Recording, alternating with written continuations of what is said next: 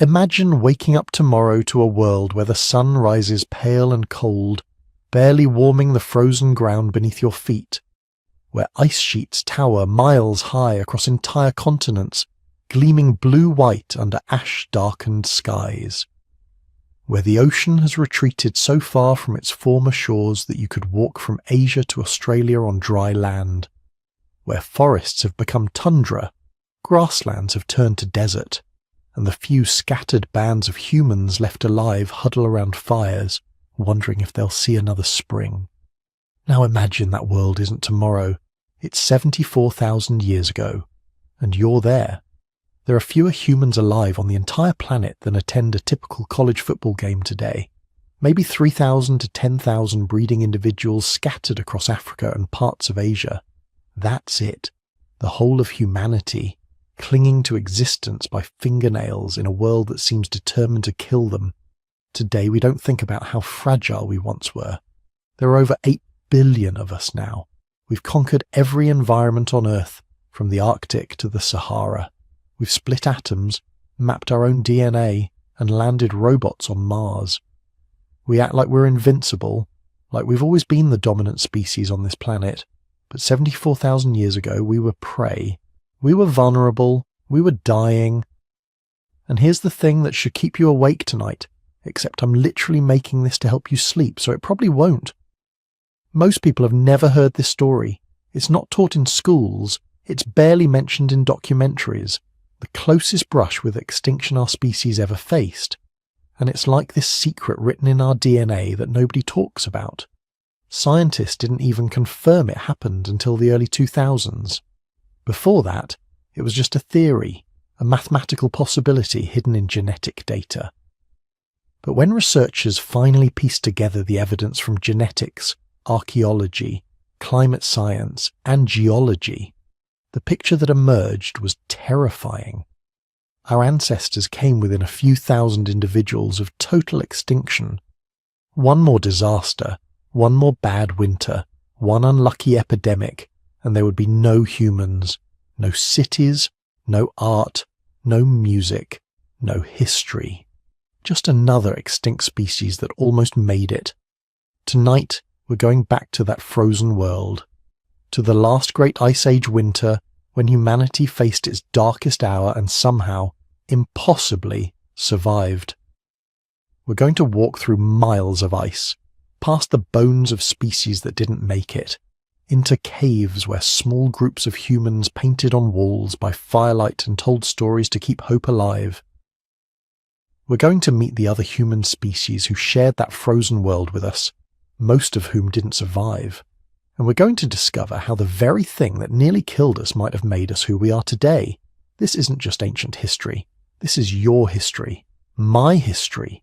The story of how we're all here against odds so astronomical that the fact you're reading this right now is basically a miracle wrapped in about 3,000 generations of stubborn refusal to die. Before we dive deep into the ice, do me a favour. Leave a comment below telling me where you're watching from and what time it is there. Every time I read these comments, it blows my mind. Tokyo at dawn, London at lunch, Los Angeles at midnight, all of us descendants of those few thousand survivors spread across the whole planet now, connected by technology our ancestors couldn't have imagined sharing this story about when we almost weren't. Okay, get comfortable, turn down the lights, let your breathing slow, because this is a long story. The way all good stories about deep time should be. We're going to move slowly through the frozen millennia, letting the ice and ash and darkness of that ancient world wash over us. No rush, no hurry. Just a gentle journey back through 74,000 years to a world most people never knew existed. The thing about the Ice Age is that it wasn't just one thing. It was layers upon layers of crisis, stretching across tens of thousands of years. But there was one moment, one catastrophic event that nearly ended everything. An explosion so massive it makes modern volcanic eruptions look like birthday candles. An event that plunged the world into volcanic winter and pushed humanity to the absolute brink. That event was called Toba. And before we can understand what happened to our ancestors during the long freeze that followed, We need to understand what the world looked like before the mountain exploded and turned the sky to ash. We need to go back even further, back to when there were more of us, when the climate was warmer, when our ancestors had no idea that the world as they knew it was about to end. Let's start 100,000 years ago in a world that's about to be destroyed. Close your eyes and imagine a world that seems impossible. A world where hippos swam in the Thames River where London now stands, where forests stretched across what would become the Sahara Desert, thick and green and full of life, where sea levels were actually higher than today, lapping at coastlines that would later emerge as fertile plains. This was Earth 100,000 years ago, during what scientists call the Eemian interglacial period. And it was warmer than the world you're living in right now. The average global temperature was about 2 degrees Celsius higher than today. That might not sound like much, but it was enough to transform the planet. The Arctic was mostly ice-free in summer. Greenland's ice sheet had melted back to maybe half its current size. Sea levels were 6 to 9 meters higher than they are today. Entire regions that would later become critical to human civilization were underwater, waiting for the ice to return and lock up enough ocean water to expose them. But here's what matters for our story. In this warm, lush world, humans existed. Not just any humans, but your direct ancestors. Anatomically modern Homo sapiens who had emerged in Africa somewhere between 300,000 and 200,000 years ago. By 100,000 years ago, they had been around long enough to develop sophisticated technologies, complex social structures, and the beginnings of symbolic thinking. But they were also confined, trapped almost entirely within the African continent, one species among many competing for survival. And they were rare. Genetic analysis suggests that around this time, the entire human population across Africa might have numbered somewhere between 100,000 and 300,000 individuals. That's it. For an entire species spread across the world's second largest continent, that's an incredibly thin thread of existence. For comparison, today there are more people living in a single city block in Manhattan than there were humans on Earth 100,000 years ago. They lived in small bands, maybe 30 to 50 people travelling together, connected by kinship networks that stretched across hundreds of miles. These weren't primitive savages barely scraping by. They were sophisticated hunter-gatherers who had mastered their environments. They made compound tools, spears with carefully shaped stone points, hafted to wooden shafts with plant resins. They knew how to read landscapes, tracking animal migrations across seasons, finding water sources in dry periods, identifying which plants were food and which were medicine. Some groups were already creating art. Not the elaborate cave paintings that would come tens of thousands of years later, but the beginnings. Ochre pigments ground into powder and mixed with fat, shell beads strung on plant fibres, carved bone fragments marked with abstract patterns that might have been early attempts at record keeping or might have been purely decorative. Nobody knows for sure. But they show something crucial. These people were thinking symbolically, using objects to represent ideas, creating culture. Their social structures were probably more complex than we often imagine. Anthropological studies of modern hunter-gatherers suggest our ancestors lived in what researchers call fission-fusion societies. Large networks of related individuals who had come together in times of abundance, splitting into smaller groups when resources became scarce. They maintained these connections through elaborate gift exchange systems, through storytelling, through careful management of kinship obligations. Survival didn't just mean finding food, it meant maintaining the social bonds that would help you survive the next drought, the next shortage, the next crisis.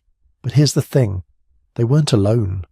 The planet 100,000 years ago was home to multiple human species, each carved by evolution to fit different environments, each with their own survival strategies and cultural innovations. This wasn't a world dominated by one type of human. This was a world where humanity came in multiple forms, and the competition between them was just beginning to heat up. In Europe and Western Asia, the Neanderthals reigned supreme. They had been there for perhaps 400,000 years, perfectly adapted to the cold climates and seasonal extremes of Ice Age Europe. Robust, powerful, with brains actually larger than those of modern humans. They hunted massive Ice Age mammals, lived in social groups, cared for their sick and injured, and buried their dead with what looks like ritual attention. They weren't the brutish cavemen of popular imagination. They were formidable survivors who had mastered one of the harshest environments on Earth. In Asia, the Denisovans were thriving, though we know less about them. We only discovered they existed in 2010, when geneticists analysed a finger bone from a Siberian cave and realised it belonged to a human species nobody had ever identified before. Since then, genetic analysis has revealed they were widespread, from the Altai Mountains to Southeast Asia, possibly even reaching the Philippines. Some had adapted to high altitudes, developing genetic variants that helped them breathe thin air. Others might have been skilled seafarers, island hopping across Southeast Asia.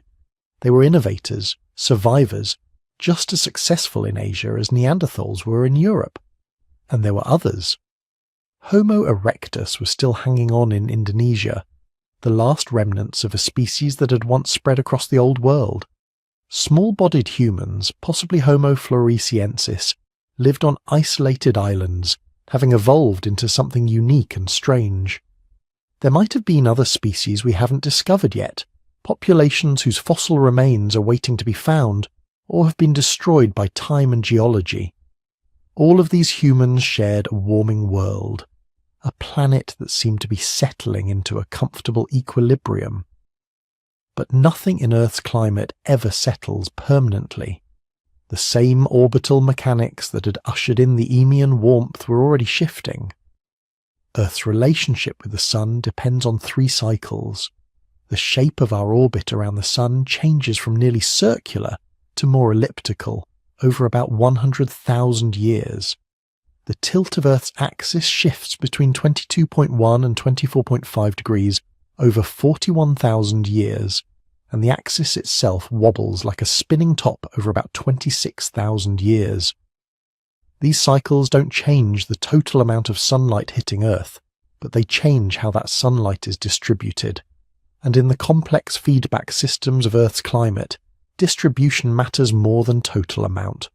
Around 115,000 years ago, these cycles began shifting in ways that reduced summer sunlight in the northern hemisphere. This meant less ice melting in summer, more accumulation in winter. Slowly, almost imperceptibly at first, the great ice sheets that had retreated during the Eemian began to grow again. The forests of northern Europe started retreating south. The monsoons that watered Africa began weakening. Sea levels started dropping as water locked up in growing glaciers. The warm, abundant world was beginning to close. But this was a gradual process, playing out over thousands of years. The humans living through these changes probably didn't notice the trend. They just knew that some years were colder than others, some decades saw more droughts, some generations struggled more than their grandparents had. Your ancestors in Africa were experiencing this shift differently than the Neanderthals in Europe or the Denisovans in Asia. Africa doesn't have massive ice sheets to track climate change, but it has something just as telling: rainfall patterns. And those patterns were becoming less reliable. The forests were beginning to fragment. The savanna grasslands that had supported large animal populations were starting to shrink. Water sources that had been permanent for generations were becoming seasonal, then disappearing entirely. This was creating pressure. Not catastrophic pressure, not yet, but the kind of grinding stress that forces populations to make choices. Some groups probably moved, following the retreating forests or the shifting grasslands. Others stayed put, adapting to the changing conditions, learning to exploit new resources as old ones vanished. The population networks that had maintained human survival were being tested. Some groups thrived, others struggled. Some probably went extinct, their genetic lineages ending as drought or disease or simple bad luck caught up with them. But this was normal. This was the rhythm of human existence during the Pleistocene, the Ice Age epoch that had defined human evolution for nearly 2 million years. Climate shifted, populations adapted or moved or died, and life went on. The humans of 100,000 years ago had ancestors who had survived dozens of these climate cycles. They had the knowledge, the technology, the social structures to adapt. They were survivors. They would endure. What they couldn't know, what nobody could have known, was that the gradual cooling was just the warm-up. Thousands of miles to the east, beneath what would one day be the Indonesian island of Sumatra, deep in Earth's mantle, something was stirring. Magma was accumulating in a chamber so vast that the human mind can barely comprehend its scale. Pressure was building, rock was melting, gases were dissolving into superheated liquid, waiting for release. The Toba volcanic system had been quiet for hundreds of thousands of years, but it was waking up. And when it finally erupted, it would do so with a violence that would make every volcanic eruption in recorded human history look like a firecracker. It would inject so much material into the atmosphere that it would block out the sun across entire continents. It would trigger a volcanic winter that would last for years, maybe decades. It would push an already cooling world over the edge into something approaching a mini ice age. And it would nearly destroy humanity, nearly end the entire human experiment before it had really begun. Your ancestors, the Neanderthals, the Denisovans, all the other human species scattered across the planet, they were all about to face the greatest survival challenge in human history. Most of them wouldn't make it.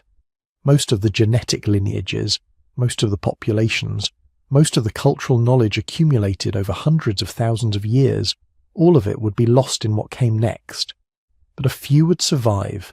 A few thousand individuals, maybe fewer, would find a way to endure. And those survivors would carry in their genes the potential for everything that came after. Every city ever built, every work of art ever created, every scientific discovery ever made, all of it was contingent on those few individuals surviving what was about to happen.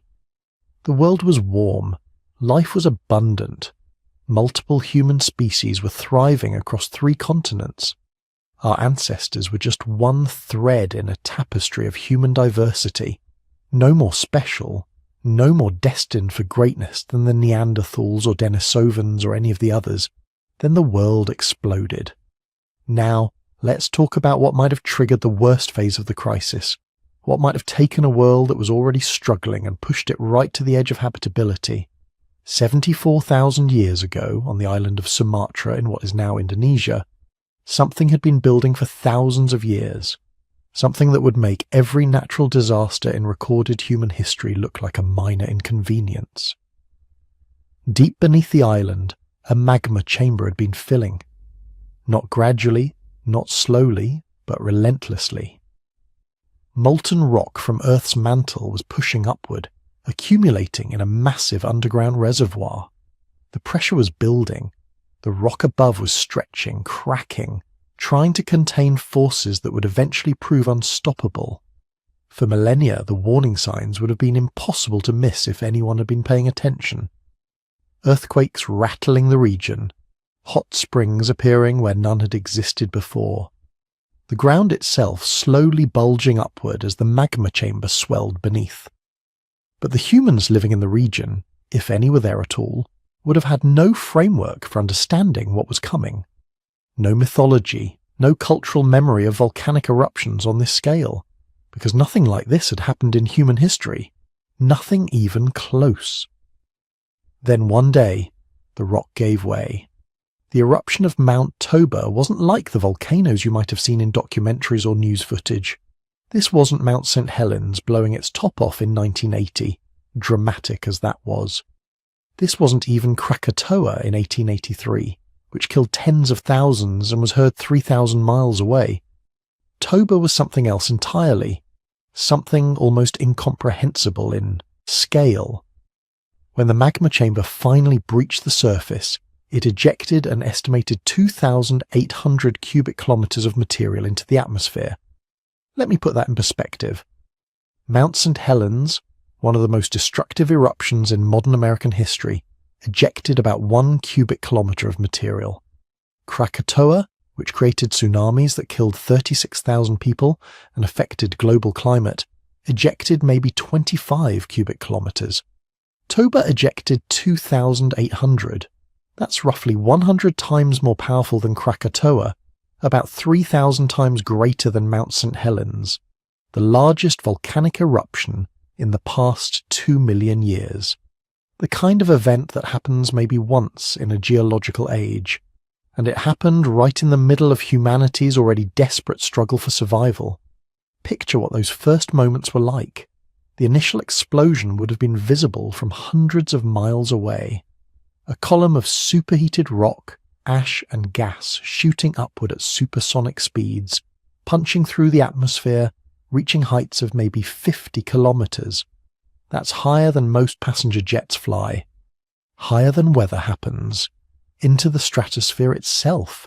The sound would have been beyond anything humans had ever experienced. Krakatoa was heard 3,000 miles away. Toba was vastly more powerful. People in India, 3,000 kilometers away, would have heard it. Maybe people as far as East Africa, 7,000 kilometers distant, might have heard something, a distant rumble that went on, shaking the ground beneath their feet. But the sound was just the beginning. Within hours, pyroclastic flows, avalanches of superheated gas and rock particles travelling at hundreds of kilometers per hour, were racing across Sumatra. Nothing survived in their path. Not trees, not animals, certainly not any humans who might have been living on the island. Within a day, much of Sumatra was buried under meters of volcanic debris. The tsunamis came next. When that much material erupts from an island, it creates displacement waves that radiate outward in all directions. Walls of water, possibly tens of meters high, crashed into coastlines across the Indian Ocean. Indonesia, India, East Africa, the Arabian Peninsula, all would have been hit by massive waves arriving without warning. Any coastal human populations would have been devastated. The archaeological record from this period is sparse, but what we have suggests dramatic population crashes in many regions around the Indian Ocean rim. Some of that might have been the tsunamis. Much more was what came next. The ash started falling within days, first across Southeast Asia, a black blizzard that buried everything under layers of volcanic debris, then across India, where the ash accumulated to depth that still amaze geologists today. In some parts of India, you can dig down and find ash layers from Toba that are 6 meters thick. 6 meters. That's 20 feet of volcanic ash that fell from the sky 74,000 years ago. Imagine living through that. The sky turns black. Not night black, not storm black, but a dense, choking darkness filled with falling particles that burn your lungs when you breathe. The ash covers everything. Plants, water sources, animals. It gets into food, into shelter, into everything, and it keeps falling, day after day after day. Traces of Toba ash have been found across South Asia, in Malaysia, in the South China Sea, in the Arabian Sea. There's even evidence of Toba ash in East Africa, carried by upper atmosphere winds across thousands of kilometers. The eruption literally spread debris across a quarter of the planet's surface. But the ash was just the immediate crisis. The real catastrophe was what happened to the atmosphere. When a volcano erupts, it doesn't just eject rock and ash. It also releases massive amounts of sulfur dioxide gas. This gas rises into the stratosphere, where it reacts with water vapor to form tiny droplets of sulfuric acid. These droplets are incredibly reflective. They bounce sunlight back into space before it can reach Earth's surface. After major volcanic eruptions, global temperatures drop. After Mount Pinatubo erupted in 1991, ejecting maybe 10 cubic kilometers of material, global temperatures fell by about 0.5 degrees Celsius for a year or two. That was enough to cause crop failures and climate disruptions worldwide.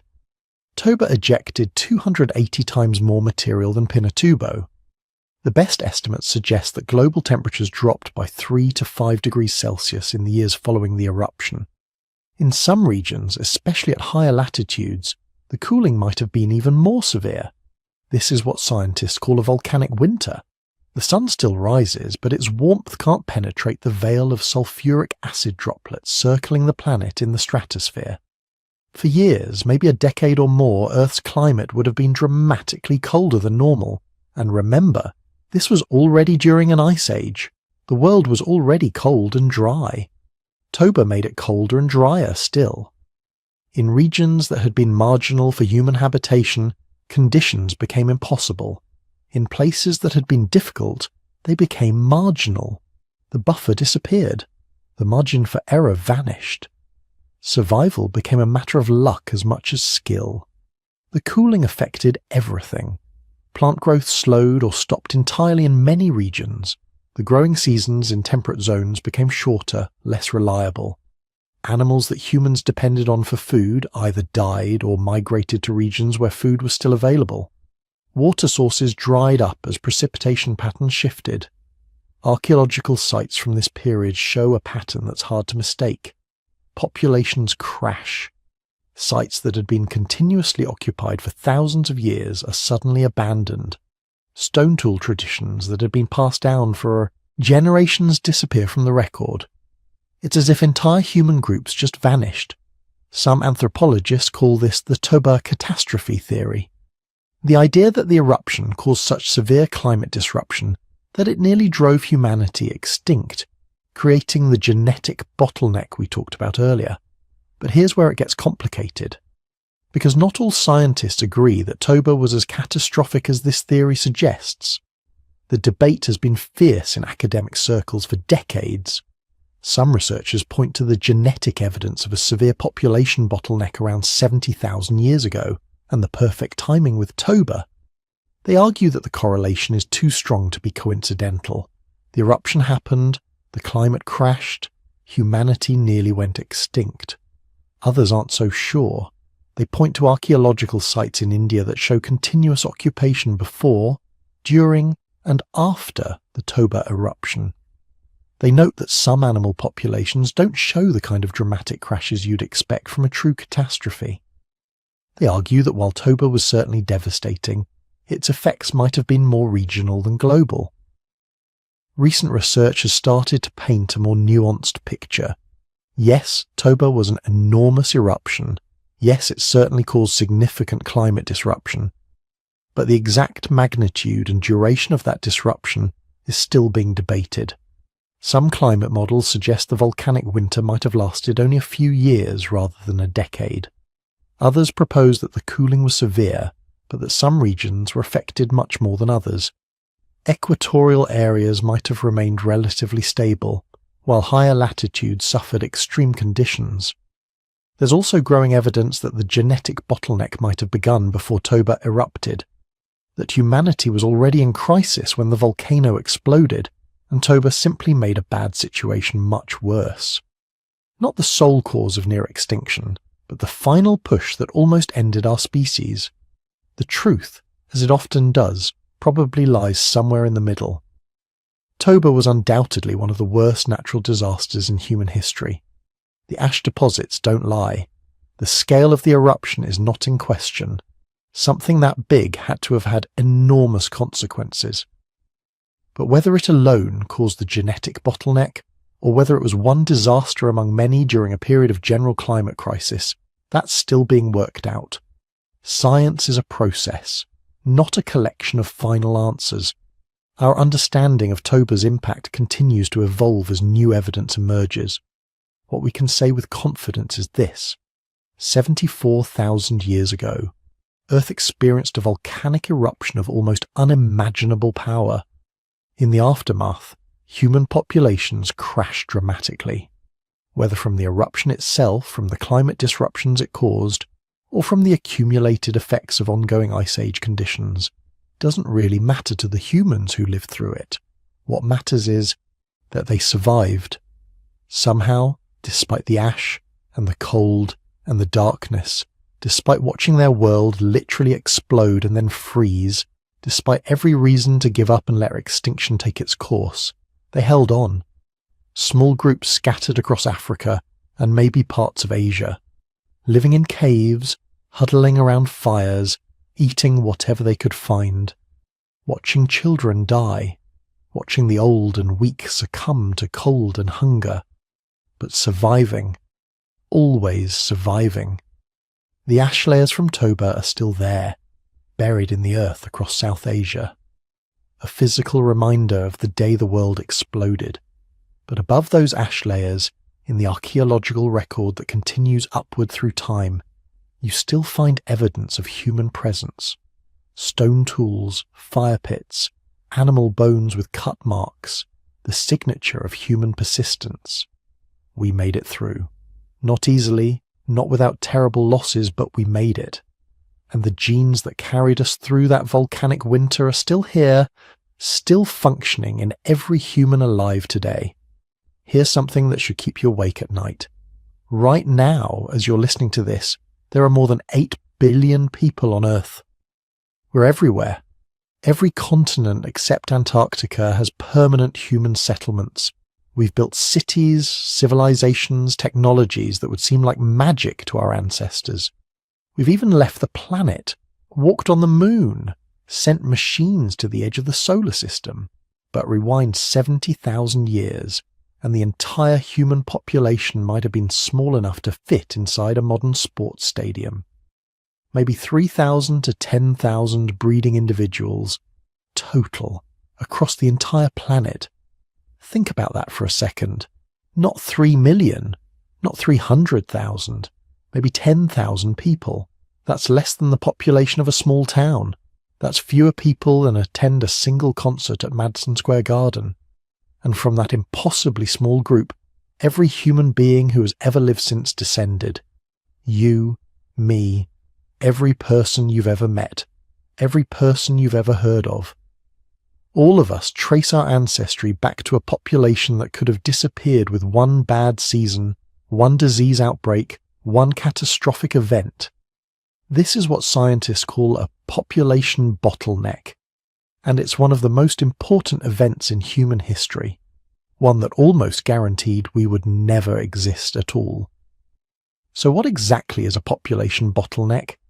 Imagine you have a jar full of marbles, hundreds of them in dozens of different colours. Each colour represents a different genetic variant, a different version of the genes that make individuals unique. Now imagine you dump out all but 10 marbles, randomly. Just 10 marbles survive. When you start refilling the jar, breeding those 10 marbles back up to hundreds, the diversity's gone forever. You only have the colours that happen to survive that random selection event. Everything else, all those other genetic variants, they're extinct, lost, irretrievable. That's what happened to humanity. Sometime around 70,000 years ago, probably triggered by the Toba supervolcano eruption we talked about earlier, human populations crashed, hard, and when we finally recovered, we'd lost something we could never get back. Genetic diversity. The evidence for this bottleneck is written into every cell of your body. Scientists discovered it by accident, actually. In the 1980s and 90s, researchers studying human genetics started noticing something weird. When they compared human DNA to DNA from other great apes, chimpanzees, gorillas, orangutans, they kept finding the same strange pattern. Humans were too similar to each other. Look at chimpanzees. Take 2 chimps from the same forest in Africa, analyze their DNA, and you'll find they're more genetically different from each other than a human from Norway is from a human from Namibia, even though those humans are separated by thousands of miles and tens of thousands of years of separate evolutionary history. How is that possible? How can chimps living in the same forest be more diverse than humans spread across the entire planet? The answer is the bottleneck. At some point in our recent past, human genetic diversity was stripped down to almost nothing. The genetic variants that survived were just the ones that happened to be present in that tiny surviving population. Everything else vanished. The real breakthrough came when researchers started analysing mitochondrial DNA.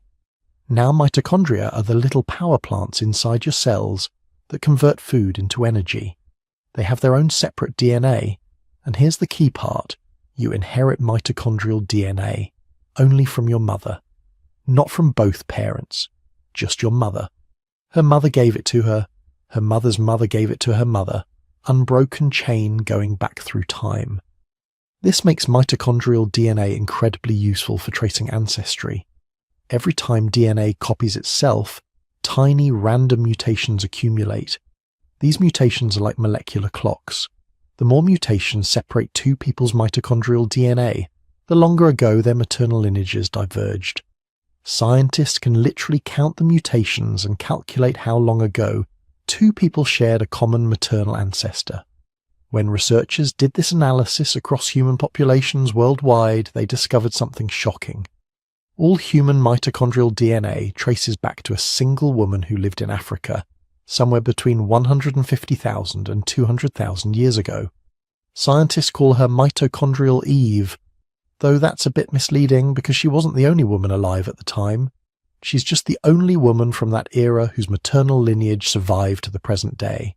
Every other woman's line went extinct. Then scientists did the same analysis with Y chromosome DNA, which passes only from father to son, and they found the same pattern. All modern human Y chromosomes trace back to a single man, Y chromosomal Adam, who lived roughly 200,000 to 300,000 years ago in Africa. But here's where it gets really interesting. When you calculate the effective population size based on these genetic patterns, the amount of genetic diversity you'd expect to see given how much time has passed, the numbers come back impossibly small. To produce the level of genetic similarity we see in modern humans, our population must have gone through at least one, possibly several, extreme bottlenecks. The most severe bottleneck appears to have occurred around 70,000 years ago, right after Toba. Genetic models suggest the breeding population, the number of individuals actually reproducing and passing on genes, dropped to somewhere between 3,000 and 10,000 people. Some estimates go even lower, as low as 1,000 breeding pairs. Let that sink in. 1,000 breeding pairs means maybe 2,000 to 3,000 total people if you include children and elderly individuals who weren't actively reproducing. That's a small village. That's a couple of apartment buildings. That's nothing. From a population genetics standpoint, this is catastrophic. When populations get this small, all sorts of terrible things start happening genetically. Random chance starts mattering more than natural selection.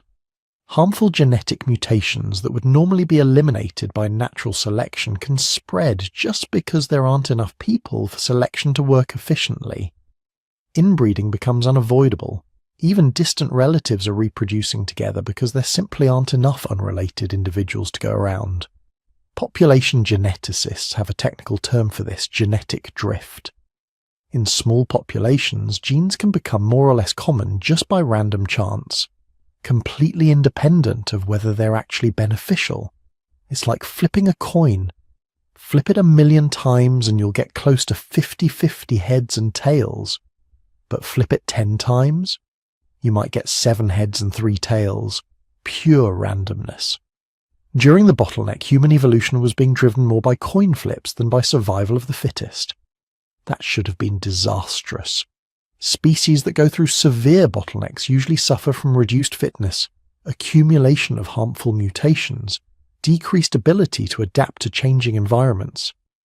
Many go extinct shortly after, because they've lost the genetic tools they need to survive.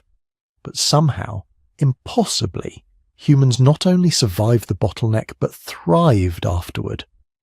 Within 60,000 years, we'd spread across the entire planet, outlasted every other human species, and become the most successful large mammal in Earth's history. How? That's one of the great mysteries of human evolution, and scientists are still debating the answer. Some researchers argue the bottleneck wasn't actually as severe as the genetic data suggests. Maybe human populations were subdivided into small isolated groups that rarely interbreed. This structure could create a genetic signature that looks like a bottleneck, even if the total population was larger. Instead of 3,000 people total, maybe there were 30,000 people, divided into dozens of small bands that maintained genetic separation for thousands of years. This is the metapopulation hypothesis. Picture it like islands in an archipelago. Each island has its own small population, maybe 100 to 200 people. They're close enough that occasional migrants move between islands, preventing complete genetic isolation. But they're separate enough that most reproduction happens within islands, not between them. From a genetic standpoint, this looks similar to a true bottleneck. Reduced diversity, limited gene flow, strong effects of genetic drift. But the total population is much larger, and the extinction risk is much lower, because no single disaster can wipe out all the islands at once. Other scientists point out that the genetic data is consistent with not one bottleneck, but several. Maybe human populations have crashed and recovered multiple times over the past 200,000 years, each time stripping away more genetic diversity. The Toba eruption might have been the most recent and severe, but perhaps not the only crisis our ancestors endured. There's also the possibility that different human populations experience different bottlenecks at different times. Maybe African populations crashed 100,000 years ago due to one climate event, while populations in the Middle East crashed 70,000 years ago due to Toba.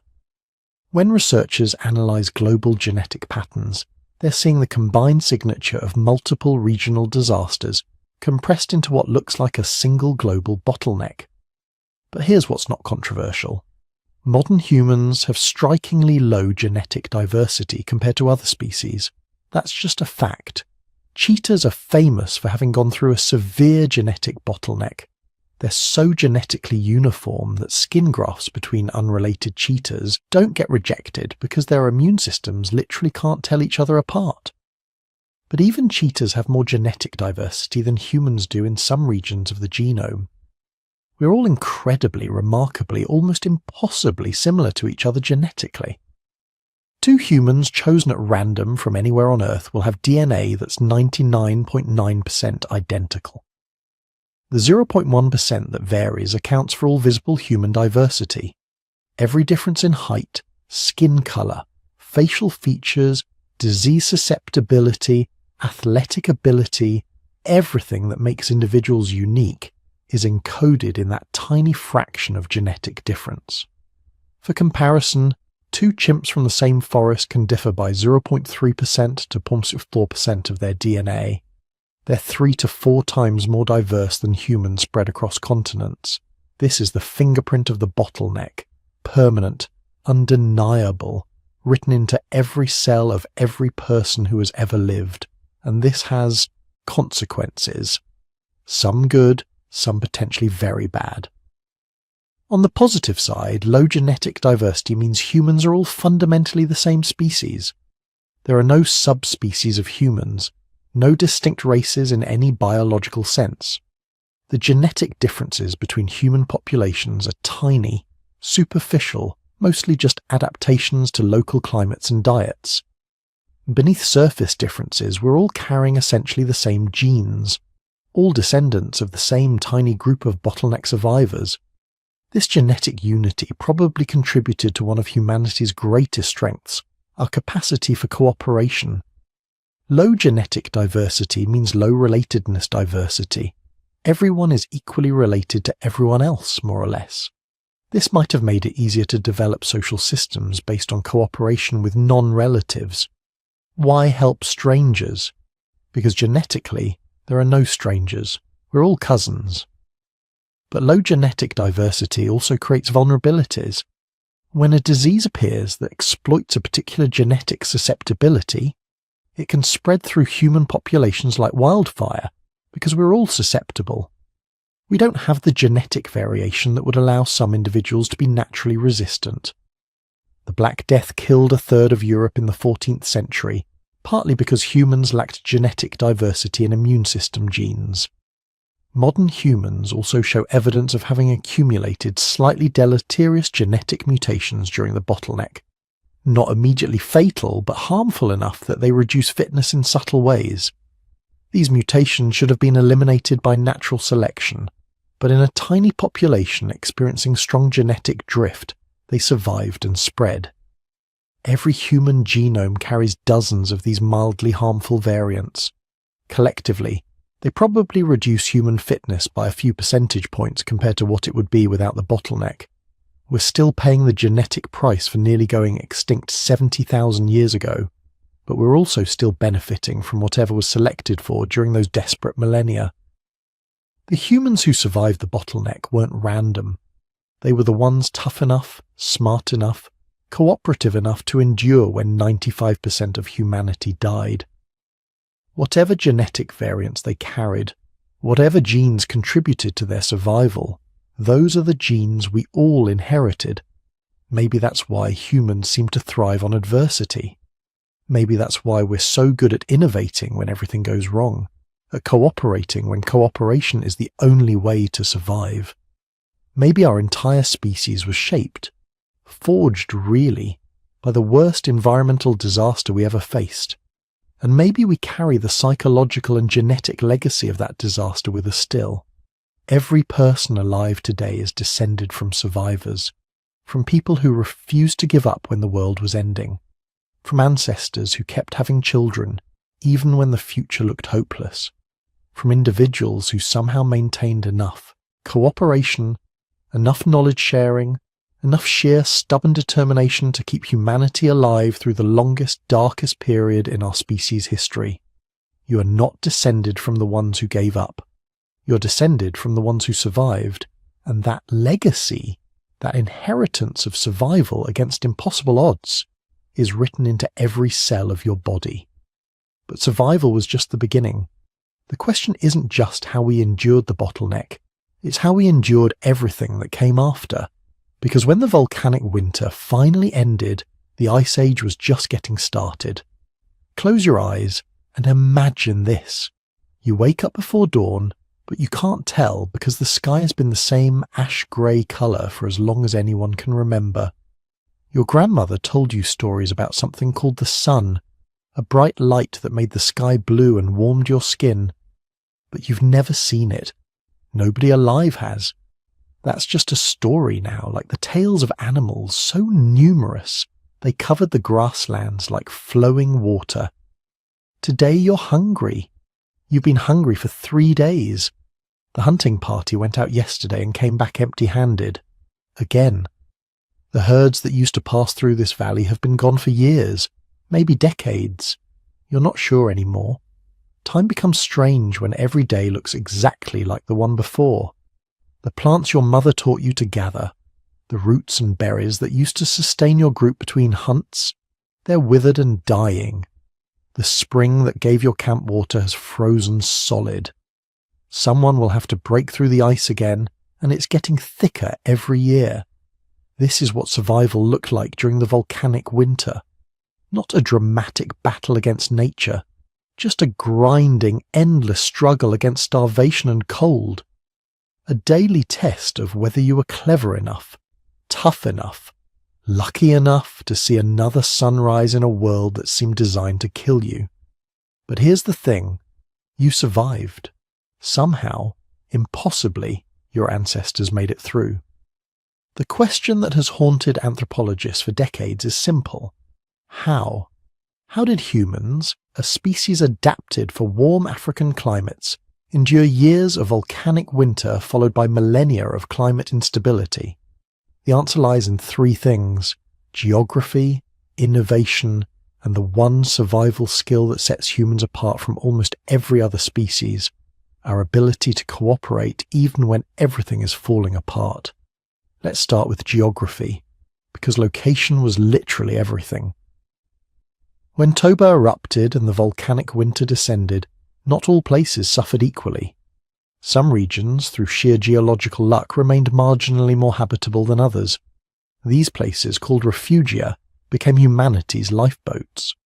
Scientists have spent years trying to identify where these refugia might have been.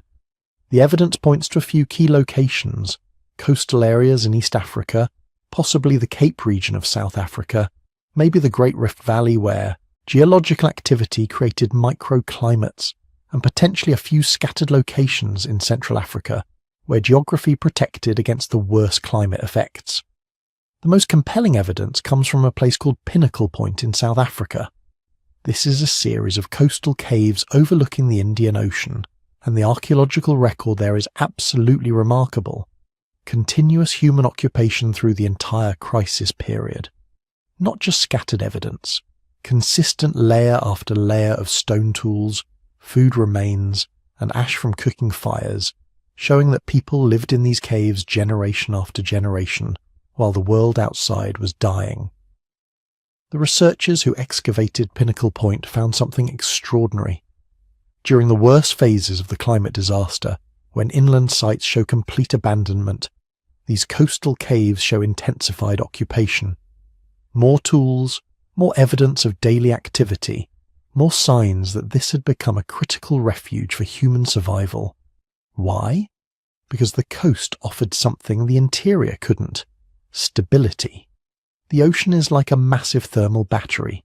It absorbs heat slowly and releases it slowly, buffering coastal areas against extreme temperature swings. When the volcanic winter hit, inland temperatures might have plummeted 30 or 40 degrees. Coastal areas would have dropped too, but not as severely. More importantly, when the volcanic ash finally settled and the skies began to clear, inland areas faced wild temperature fluctuations. Scorching days followed by freezing nights. The coast remained relatively moderate, but temperature was just part of the equation. The real lifesaver was food. When the volcanic winter killed the grasslands, the herds died or migrated away. Plant foods became scarce. Freshwater sources froze or dried up. Inland populations faced catastrophic food shortages. The coast was different. Shellfish don't care if the sky is dark. Mussels, limpets, oysters, they kept right on living in the intertidal zones, filtering nutrients from the ocean. They were slow, they couldn't run away, and they were packed with protein and essential fatty acids. For desperate humans, they were salvation. The archaeological evidence from Pinnacle Point shows systematic shellfish exploitation. Not just occasional snacking, but organised harvesting. The cave deposits contain thousands upon thousands of shells, showing that these coastal groups had figured out something crucial. They had learned to manage marine resources sustainably. They weren't just grabbing everything they could find. They were harvesting selectively, probably understanding concepts like breeding seasons and size limits without ever articulating them as rules. This is sophisticated resource management. This is the beginning of what we'd now call conservation. But shellfish alone wouldn't have been enough. The coastal survivors needed protein, and they got it from the sea. Evidence from multiple coastal sites shows they were exploiting seals, hunting fish, possibly even scavenging beached whales. They developed specialized tools for marine foraging, stone points designed for spearing fish, tools for prying shellfish from rocks, scrapers for processing hides and preparing food, and they mastered fire in ways their ancestors never had. In a world where everything was damp from ocean spray and periodic storms, keeping fire alive was a constant challenge. The coastal survivors developed techniques we can only infer from archaeological evidence. They probably kept fires burning continuously, never letting them go out completely. They learned which woods burned hottest and longest. They figured out how to create protected hearths where flames could survive even in coastal winds. Fire wasn't just for warmth, it was technology, heating stones for cooking, hardening wooden tools, possibly smoking fish and meat for preservation. Every advance in fire management meant better survival odds, but survival takes more than food and fire. It takes people. And this is where the human survival story becomes really interesting. Because the coastal refugia weren't paradise.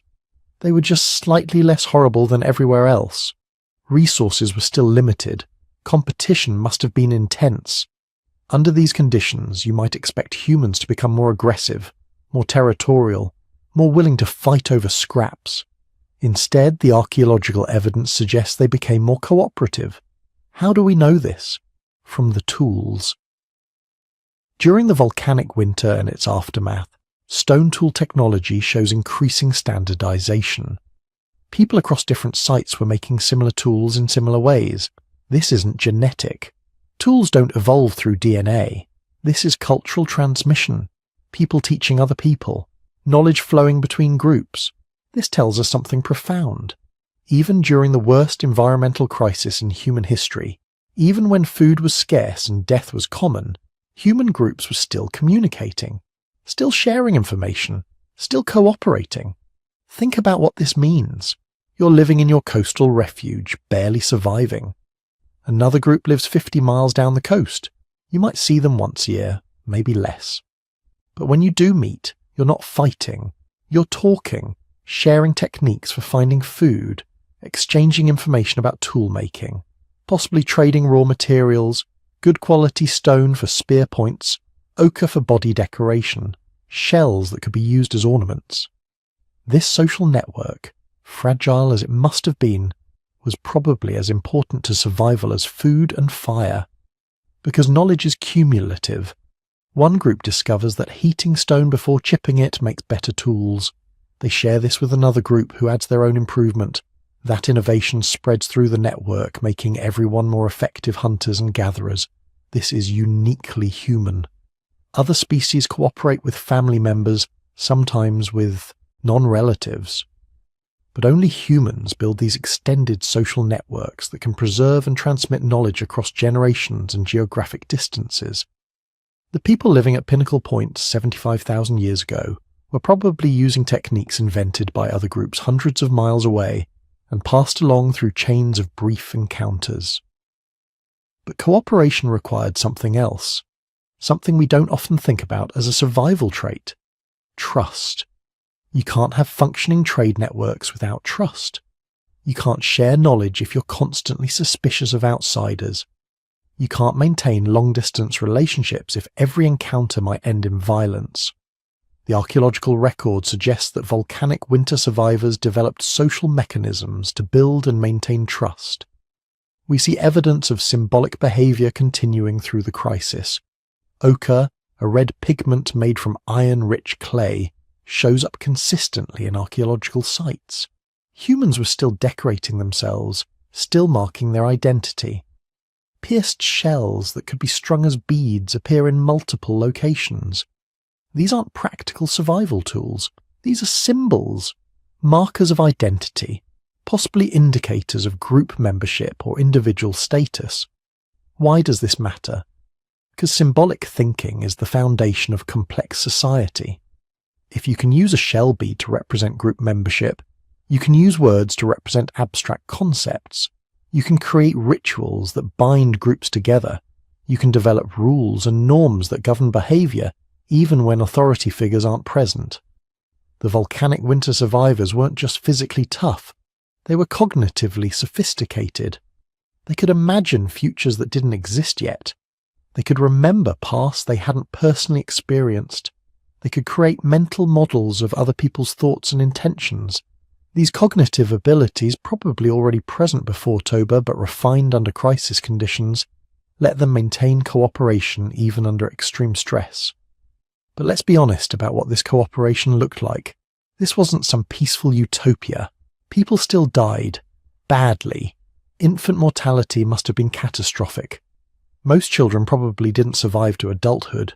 Adults faced constant threats from exposure, starvation, disease, and accidents. Violence between groups probably happened, especially when resources got scarce.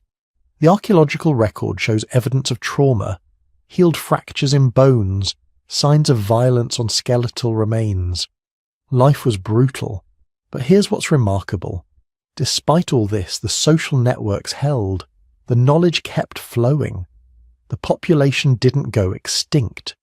Generation after generation, parents taught children the survival skills that had kept them alive. How to find water when springs froze, which plants were safe to eat and which would kill you, how to read weather patterns in a world where climate had gone mad, how to hunt successfully when prey was scarce and wary, how to make tools that could mean the difference between eating and starving. This knowledge preservation was probably humanity's most important survival adaptation, every generation standing on the shoulders of the one before, accumulating tiny improvements that added up to the difference between extinction and survival, and they were innovating under pressure, creating new tools, developing new techniques. Evidence from this period shows the first compound tools, weapons made from multiple materials hafted together, spear points attached to wooden shafts with plant resin glue. This sounds simple, but it represents sophisticated planning. You need to gather materials from different locations. You need to understand the properties of stone, wood, and plant resins. You need to visualize the finished tool before you start making it. These were people who could plan multiple steps ahead, who could imagine solutions to problems they hadn't encountered yet. This kind of abstract reasoning, this ability to innovate under pressure, this is what kept them alive. But there's one more adaptation we need to talk about, the one that doesn't show up in bones or artifacts: psychological resilience. Imagine living your entire life under grey skies, never seeing a proper sunset, never feeling true warmth from the sun, watching children die regularly, knowing that any year could be the one when the food runs out completely. Your grandmother told you it was better before. Your grandmother's grandmother said the world used to be green and warm, but you have no evidence of this. For all you know, grey skies and endless cold are just how the world is. How do you maintain hope in that situation? How do you keep going when you have no reason to believe things will ever improve? We can't excavate psychological states from archaeological sites, but we can make inferences. The fact that symbolic behaviour continued suggests people were still creating meaning, still engaging in activities beyond mere survival. The ochre and beads weren't necessary for staying alive. They were necessary for staying human, for maintaining identity and culture in the face of catastrophe. The continuous occupation of coastal sites suggests something even more profound. These people weren't giving up. They weren't lying down to die. They were doing everything possible to survive, generation after generation, even when the world seemed determined to kill them. This is the heart of the human survival story. Not that we're physically tougher than other species. We're not. Not that we're better adapted to extreme climates. We're actually pretty pathetic compared to animals that evolved for cold. What kept humans alive through 117,000 years of near extinction was stubbornness. The refusal to accept that this was the end.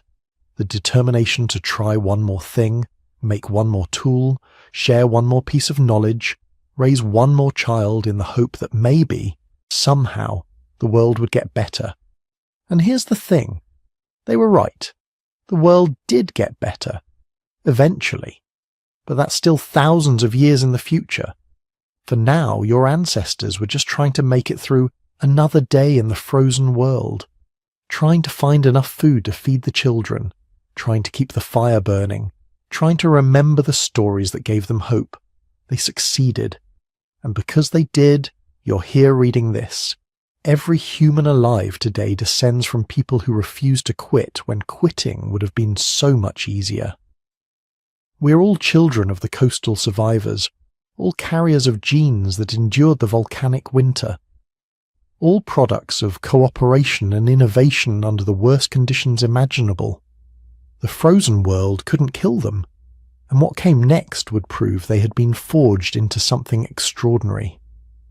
But while our scattered ancestors clung to survival in their African refuges, the rest of the planet was transforming into something unrecognizable, something alien, something that would make the volcanic winter look like a warm-up act.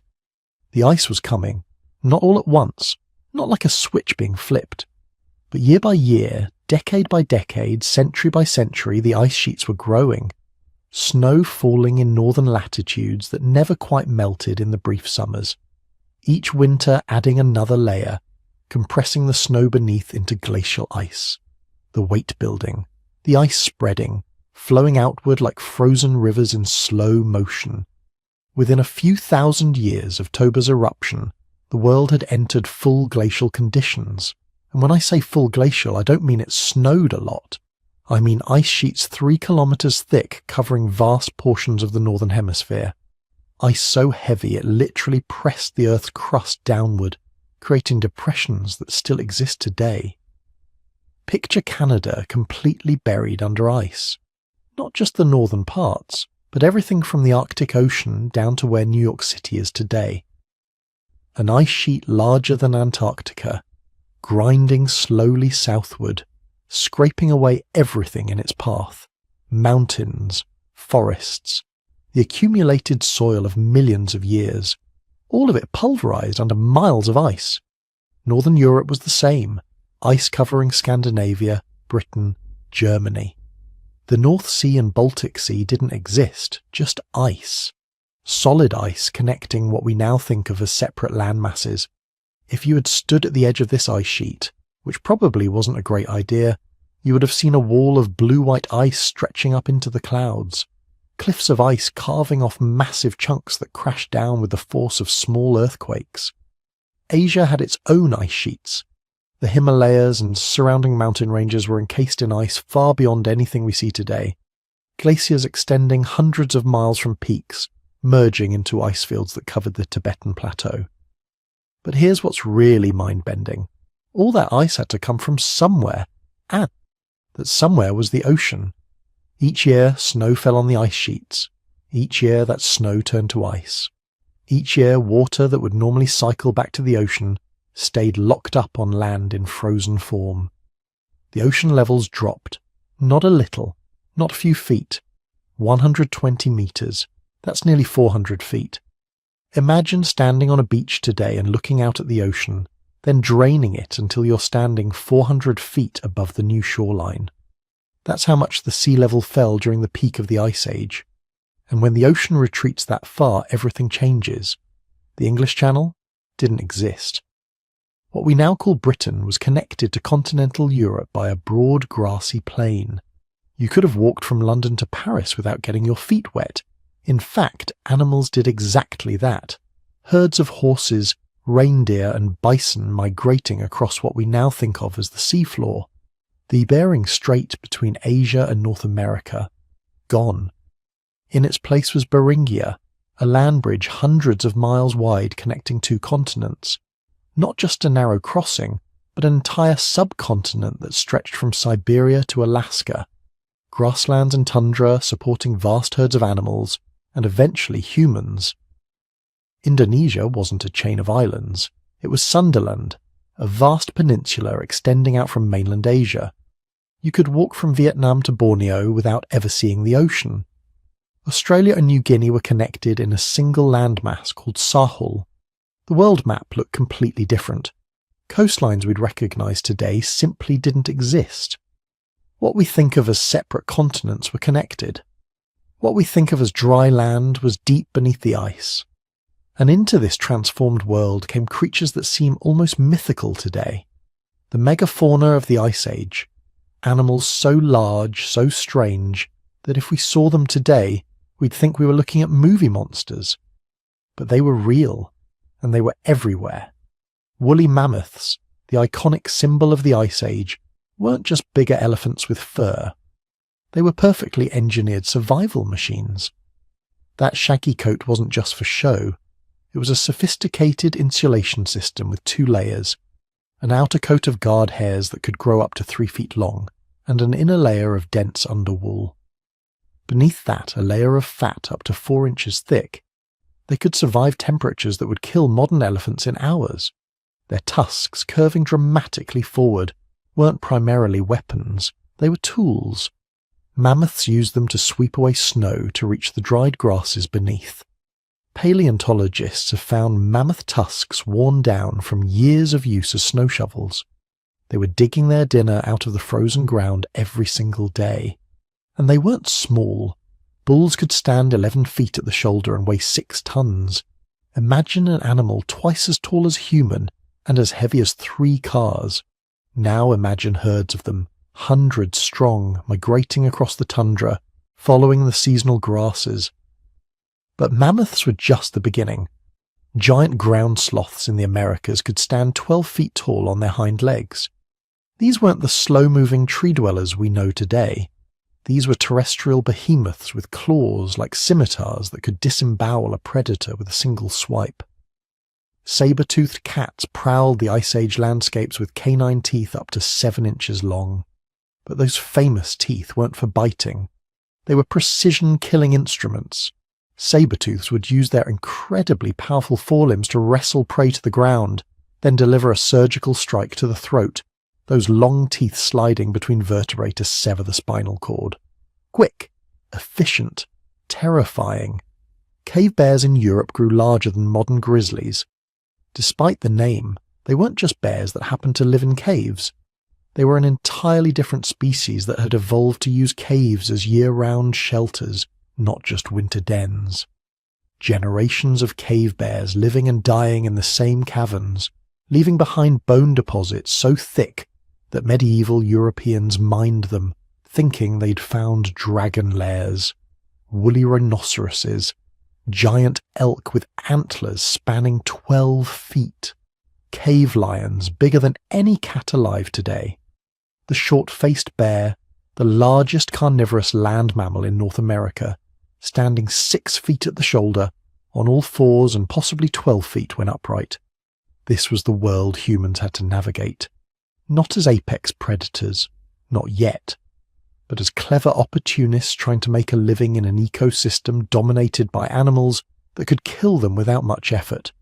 And somehow, impossibly, during these harshest of conditions, humans not only survived but expanded. Those small groups that had made it through the bottleneck and the volcanic winter, their descendants were on the move, spreading out from Africa, adapting to Ice Age conditions, colonizing territories that should have been uninhabitable. By 40,000 years ago, humans had reached Europe, not just the warmer southern regions, but deep into the frozen north. Archaeological sites in Siberia show humans living within a few hundred miles of the ice sheets themselves. What kind of adaptations made this possible? The evidence is written in the archaeological record, carefully crafted bone needles, some no thicker than modern sewing needles. These weren't decorative items, they were survival tools. With needles, humans could create tailored clothing, not just animal hides draped over their bodies, but sophisticated garments designed to trap air for insulation, shed water, and protect against the killing wind. Nobody knows exactly what Ice Age clothing looked like, but we can make educated guesses based on modern Arctic peoples. Layered garments, inner layers of soft fur against the skin, outer layers of water-resistant hide, hoods, mittens, boots, drawstrings and ties to seal out the cold. Without this technology, humans in northern latitudes would have died of exposure within hours. Shelter was equally crucial. The archaeological record shows sophisticated, constructed dwellings, not just caves, though humans certainly used those, but purpose-built structures made from mammoth bones and tusks covered with hides. Some of these dwellings used hundreds of mammoth bones, requiring coordinated group effort to construct. They had hearths, storage pits, even what might be sleeping platforms. At Mezheritch in Ukraine, archaeologists found the remains of a mammoth bone house that was 15 feet across. The bones were arranged in a circular pattern with a clear entrance. Inside, remains of hearths showed it had been heated. Outside, storage pits contained preserved meat. This wasn't temporary camping, this was architecture. Humans engineering their environment to survive conditions that should have killed them. And they were hunting the megafauna, not just scavenging, actively hunting animals many times their size. The evidence is undeniable. Mammoth kill sites show systematic butchery, stone spear points embedded in extinct bison bones, pit traps designed to capture large game. But how? How do you kill a 6-ton mammoth with Stone Age technology? Very carefully, and with a level of planning and cooperation that suggests sophisticated social organization. Some researchers think humans drove mammoths into natural traps, bogs or steep-sided ravines where the animals' weight worked against them. Others think they used fire to stampede herds toward kill zones where hunters waited with spears. The most dramatic theory suggests humans attacked mammoths in winter when the animals were weakened by cold and hunger, multiple hunters working together to inflict bleeding wounds, and then tracking the animal until it collapsed from blood loss. Whatever the specific techniques, the result was clear. Humans became specialists in megafauna hunting. A single mammoth kill could feed a group of 30 people for months. The meat was food, the fat was fuel for lamps, the bones were building materials, the tusks were tools. Nothing was wasted, everything was essential. But perhaps the most remarkable evidence of Ice Age human life comes from something completely unexpected. Art. Deep in the caves of southern France and northern Spain, humans created some of the most stunning artistic achievements in our species' history. The cave paintings at Lascaux, Chauvet and Altamira aren't primitive scribbles. They're masterpieces, horses rendered in perfect anatomical detail, bison captured mid-motion with a sense of movement that rivals anything produced by classical civilizations, lions, rhinoceroses, mammoths, all painted with sophisticated techniques including shading, perspective, and the use of the cave wall's natural contours to create three-dimensional effects. At Chauvet Cave, the paintings date to 36,000 years ago. That's humans creating sophisticated art while living under Ice Age conditions, while hunting mammoths for survival, while the world outside was frozen and hostile. They still found time and energy to go deep into caves, create pigments from minerals and animal fats, and paint by the flickering light of fat-burning lamps. What does this tell us? That even in the harshest conditions imaginable, humans maintained rich inner lives. They had mythology, religion, or at least symbolic thinking complex enough to warrant elaborate artistic expression. They weren't just surviving, they were creating culture. But the Ice Age wasn't constant. Within the overall frozen period, the climate fluctuated in cycles that made survival even more challenging. Scientists call these fluctuations stadials and interstadials, colder periods and slightly warmer periods that punctuated the millennia. During stadials, the ice sheets would expand, temperatures would plummet even further, resources would become scarce. Human populations probably contracted during these periods, retreating to refugia where conditions were marginally more survivable. Then interstadials would arrive, brief periods, maybe lasting only a few centuries, when temperatures would rise slightly. The ice sheets would retreat a little, grasslands would expand, animal populations would recover, and humans would expand outward again, recolonizing territories that had been too harsh during the stadial. This constant cycling, this environmental yo-yo, kept human populations under perpetual selection pressure. You couldn't just adapt to Ice Age conditions and call it good. You had to be adaptable to change itself. Groups that could quickly shift strategies, move to new territories, exploit new resources, they survived. Groups that couldn't, they went extinct. And all of this, all these adaptations and innovations and artistic achievements happened during what was fundamentally a planetary crisis. A world still recovering from volcanic catastrophe. A world locked in ice. A world that by any reasonable standard should have been uninhabitable for a tropical species like humans. But we didn't just inhabit it, we spread across it, we mastered it, and we did it alongside other human species who were doing the same thing in their own ways, with their own strategies, in their own territories. The stage was set for something unprecedented. Multiple human species, all descended from bottleneck survivors, all adapted to extreme conditions, all competing for the same resources in a world of ice. What happened when they finally met would determine which version of humanity would inherit the Earth. But your ancestors weren't alone in the frozen world, not by a long shot. While they huddled in their African refuges, struggling to survive the volcanic winter and the ice age that followed, another human species had already been thriving in the cold for hundreds of thousands of years. They were stockier than your ancestors, stronger, with bodies built like wrestlers and brains, actually larger than modern humans. They had conquered Ice Age Europe when your people were still trying to figure out how to survive in the tropics. They were the Neanderthals, and they were magnificent. Picture Europe 60,000 years ago. Glaciers covered Scandinavia, pushing down like slow-motion tsunamis of ice. The Mediterranean was colder, windier, nothing like the sunny paradise it is today. And yet, in caves scattered from Spain to Siberia. Neanderthal families were not just surviving, but genuinely living. They had been doing this for over 300,000 years. Your ancestors had maybe 200,000 years of existence as a species. Neanderthals had been mastering the Ice Age while your people were still evolving. And master it they did. The archaeological evidence paints a picture of humans who had adapted to cold environments in ways we're only beginning to appreciate. Those robust bodies weren't just for show. Neanderthals had barrel chests to house massive lungs, shorter limbs to conserve heat, and incredibly dense bones from a lifetime of physical exertion that would break a modern human. Their nasal passages were enormous, specifically evolved to warm and humidify the frigid air before it reached their lungs. Everything about them screamed cold weather specialist. But it was their minds that were really remarkable. For decades, scientists assumed Neanderthals were dim-witted brutes, evolutionary dead ends who got outcompeted by smarter modern humans. That story is complete nonsense.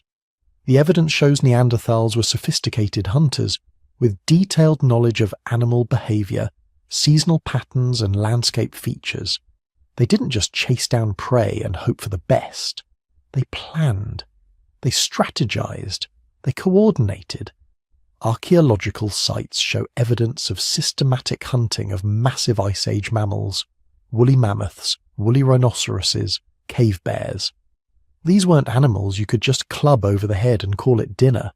Taking down a mammoth required teamwork, communication, probably days of planning and tracking. It required understanding animal psychology well enough to predict behavior and manipulate it. Neanderthals developed specialized spears with stone points, hafted to wooden shafts using birch tar, which they had to manufacture by heating birch bark under specific controlled conditions. This is chemistry. This is engineering. This is the kind of abstract problem-solving that supposedly only modern humans could do. And they cared for each other in ways that challenge everything we thought we knew about human uniqueness. Multiple Neanderthal skeletons show evidence of severe injuries that had healed, broken bones that were set properly and given time to mend, infections that were survived with help. One famous skeleton from Iraq, an older individual, had so many healed injuries that he must have been cared for by his group for years. He was missing an eye, had a withered arm, probably couldn't hunt effectively anymore, but his people kept him alive. They fed him, protected him, valued him despite his inability to contribute physically to survival. This is compassion. This is culture. This is exactly what we like to think makes humans special. Except Neanderthals were doing it 50,000 years ago, in caves lit by flickering firelight, while glaciers ground across the landscape outside. There's even evidence they might have been artists. Cave paintings in Spain that were dated to before modern humans arrived in Europe, suggesting Neanderthals were creating symbolic art. Red ochre found at Neanderthal sites, possibly used for body decoration. Perforated shells that might have been worn as jewellery. We can't be completely certain these were Neanderthal creations, the dating is tricky, but the possibility is tantalising. The idea that our cousins weren't just surviving, but creating beauty in a frozen world. And then there were the Denisovans, possibly the most mysterious cousins of all. We know them almost entirely from DNA because they left almost no fossils. A few teeth, a piece of jawbone, fragments of finger bones found in a cave in Siberia. That's it. That's the entire physical evidence for an entire human species that once ranged from Siberia to Southeast Asia, from the frozen north to tropical islands. But their DNA tells an incredible story. Denisovans weren't just another variant of Neanderthals. They were a separate species that split off from our common ancestor maybe 400,000 years ago. They adapted to environments so diverse it's hard to believe they were the same species. Some Denisovan populations lived in the freezing mountains of Tibet, developing genetic adaptations to high altitude that modern Tibetans still carry today. These genes help process oxygen more efficiently when the air is thin, a survival advantage that's still providing benefits tens of thousands of years after the Denisovans themselves disappeared. Other Denisovan groups seem to have been maritime specialists. Their DNA shows up in populations from Papua New Guinea and Australia, places that could only be reached by crossing significant stretches of open ocean even during Ice Age low sea levels. This suggests Denisovans developed sophisticated boat-building and navigation technologies, possibly before modern humans did. They were innovating, adapting, conquering new environments just like Neanderthals, just like your ancestors. So you have 3 human species, all intelligent, all adapted to survive in challenging environments, all with their own cultures and technologies. And then, around 60,000 years ago, they started meeting each other. Modern humans finally expanding out of Africa, moving into territories that Neanderthals and Denisovans had called home for hundreds of thousands of years. The traditional story says modern humans arrived with superior technology and intelligence, outcompeted the other species, and drove them to extinction within a few thousand years, clean, simple, and almost certainly wrong. The real story is far more complicated and far more interesting. Because here's what we know for certain. They didn't just compete, they had sex. The genetic evidence is undeniable.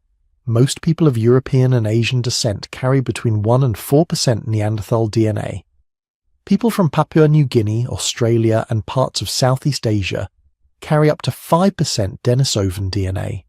Some populations in East Asia carry DNA from both. This wasn't just one interbreeding event. The genetic patterns show multiple episodes of interbreeding happening over thousands of years in different locations. Think about what this means. Different human species, separated by hundreds of thousands of years of evolution, different enough to be classified as separate species, but still similar enough to produce fertile offspring. This is remarkable. Most species that diverge from a common ancestor become reproductively incompatible relatively quickly. The fact that humans, Neanderthals and Denisovans could still interbreed after 400,000 years of separate evolution suggests something unique about our lineage. And the genes they gave us weren't random junk DNA.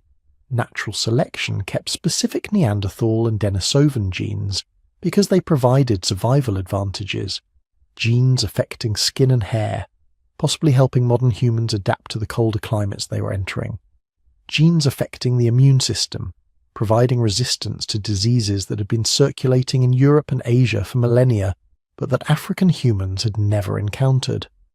The Denisovan high-altitude genes in Tibetans that let them live comfortably at elevations that would leave most people gasping for breath. We are literally walking around with ancient survival adaptations from extinct human species coded into our DNA. Every time someone of European descent fights off an infection, there's a chance they're using molecular machinery inherited from a Neanderthal ancestor 50,000 years ago. Every time a Tibetan Sherpa guides climbers up Mount Everest, they're using genetic tools developed by Denisovans in the frozen mountains of the Pleistocene. But here's the question that haunts anyone who studies this period. If Neanderthals and Denisovans were so successful, so well adapted, so intelligent, why did they disappear? Why are we here and they're not? Why did Homo sapiens become the last human standing while our cousins vanished into extinction? The answers are complicated and probably multiple. Competition for resources definitely played a role. As modern humans expanded into Europe and Asia, they would have been competing directly with Neanderthals and Denisovans for the same prey animals, the same cave shelters, the same territories. Modern humans had some advantages, possibly better long-distance hunting weapons like the atlatl, possibly more sophisticated social networks that could mobilize larger groups. Even small advantages compound over thousands of years. Climate change almost certainly contributed. The period between 50,000 and 30,000 years ago saw dramatic climate fluctuations. Neanderthals and Denisovans had survived climate change before. They'd been doing it for hundreds of thousands of years, but adding competition from modern humans while also dealing with environmental stress might have been too much. Populations that were already stretched thin might have been pushed past the breaking point. There's also the numbers game. Modern human populations expanding out of Africa were growing exponentially. Even if Neanderthals and Denisovans were individually just as capable, they might have simply been outnumbered. Genetic evidence suggests Neanderthal populations were always relatively small, maybe never more than a few tens of thousands, across all of Europe and Western Asia. Modern humans had the entire African continent as a population reservoir, potentially millions of individuals who could send wave after wave of migrants into new territories. And there's the uncomfortable possibility that modern humans didn't just outcompete our cousins, we might have actively hunted them. We have no direct evidence of this, no ancient battlefields, no weapons stuck in Neanderthal bones. But we know modern humans are capable of violence against other human groups. There's no particular reason to think our ancestors would have been any different, especially when encountering beings that looked almost but not quite human. The truth is probably some combination of all these factors.